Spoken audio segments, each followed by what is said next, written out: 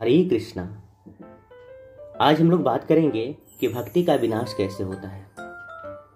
इसके बारे में बात करने के पहले हमें एक ये प्रश्न भी चर्चा कर लेना चाहिए कि शरीर तो नश्वर है और आत्मा अमर है, फिर भगवान रक्षा किसकी करते हैं?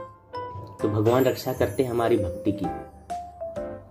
जैसे इस जन्म में हमने चाहे जितनी भी भौतिक पढ़ाई की हो, अगले जन्म में हमें फिर नर्सरी से ही प्रारंभ करना है। लेकिन इस जन्म में अगर यदि हमने भक्ति भाव के साथ 2 ग्रंथों का ही अध्ययन किया है तो अगले जन्म में हमें वो 2 ग्रंथों की पूरी स्मृति रहती है। अब हम लोग मुद्दे की बात करते हैं कि हमारी भक्ति का विनाश कैसे होता है, जिसकी रक्षा स्वयं भगवान करते हैं। हम ये 6 गलतियां करते हैं जिसकी वजह से हमारी भक्ति का विनाश होता है। उनमें से पहली भक्ति है अत्याहार, यानी कि बहुत अधिक भोजन करना।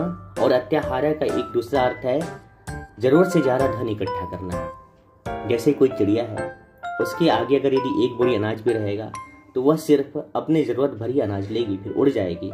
लेकिन मनुष्य तो पूरी बोरी ले जाएगा, और यहीं से उसकी भक्ति का विनाश होना प्रारंभ हो जाता है। दूसरा प्रयासश्च, यानी कि उन सांसारिक वस्तुओं के लिए अधिक परिश्रम करना जिनको प्राप्त करना कठिन है। यानी कि अत्याहार प्रयासश्च, हमें वैसी वस्तुओं को इकट्ठा नहीं करना चाहिए जो हमारी भक्ति के लिए आवश्यक नहीं है और उनको प्राप्त करना कठिन भी है। तीसरा है प्रजल्पो का मतलब हो गया बिना मतलब के सांसारिक विषयों के बारे में अनावश्यक बातें करते रहना। कुछ लोग हैं बहुत ज्यादा बोलते हैं। ये ठीक वैसे ही है जैसे काल के गाल में जाने वाला मेढक टर टर करके अपने काल को बुलाता है। और ज्यादा बोलना, जैसे मेढक बोलता है उसको कौन सुनता है? कोई सुनना नहीं चाहता है, और वो अधिक से अधिक बक बक बक बक करते रहता है। इसे कहते हैं प्रजल्पा। तो हमें ये प्रजल्पा से बहुत ही दूर रहना चाहिए। तो हमने चर्चा किया अत्याहार, प्रयासश्च, प्रजल्पो। अब चौथा पॉइंट है नियमाग्रह। नियमाग्रह का मतलब ये होता है कि शास्त्रीय विधि विधानों का आध्यात्मिक उन्नति के लिए नहीं बल्कि केवल नाम के लिए अभ्यास करना।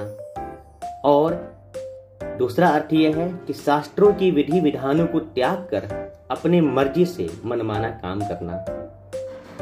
मतलब कि सीधा सीधा अर्थ में समझें तो दिखावा के लिए पूजा पाखंड करना, एक बार मंदिर जाना 10 बार सुनाना, या फिर मेरा नाम हो, पेपर में मेरा नाम आए, लोग मुझे जाने, मुझे एक भक्त के रूप में जाने, अपने से अपना सेल्फ प्रोपगेट करना।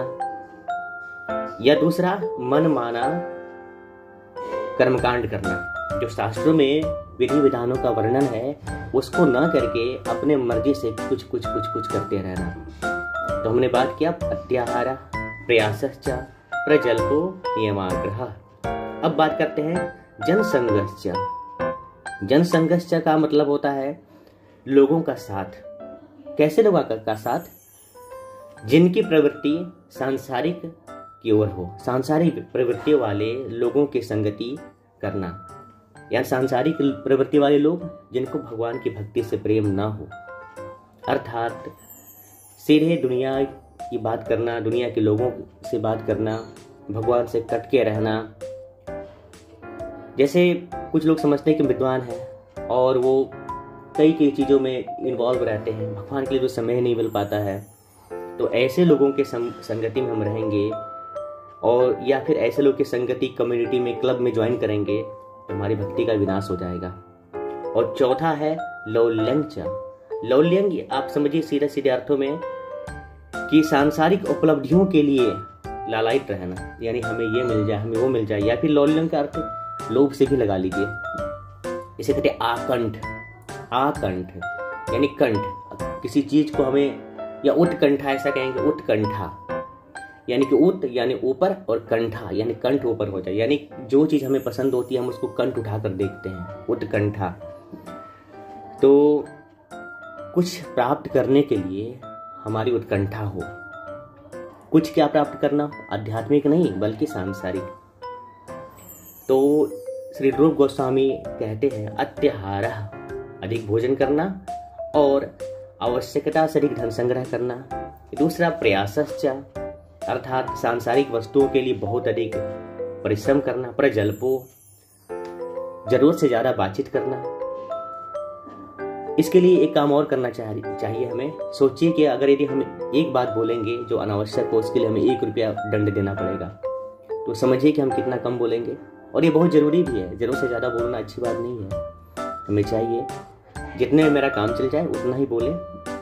अगला है नियमाग्रह, यानी कि वेद वर्णित नियम हम उसे करते हैं, परंतु उसका उद्देश्य हमारा भक्ति नहीं, बल्कि उसका उद्देश्य हमारा दिखावा है।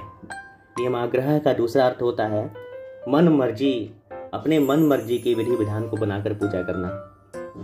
अगला है जन संघर्ष, यानी कि सांसारिक प्रवृत्ति के व्यक्तियों के साथ दोस्ती, उनका साथ, जो वो भी हमें भक्ति से तोड़कर इन प्रवृत्तियों को डाल देते हैं। लौल्यंच अर्थात लोभ, षड्भिर भक्ति विनश्यति। ये 6 प्रकार से करने से हमारी भक्ति का विनाश होता है। हरे कृष्णा।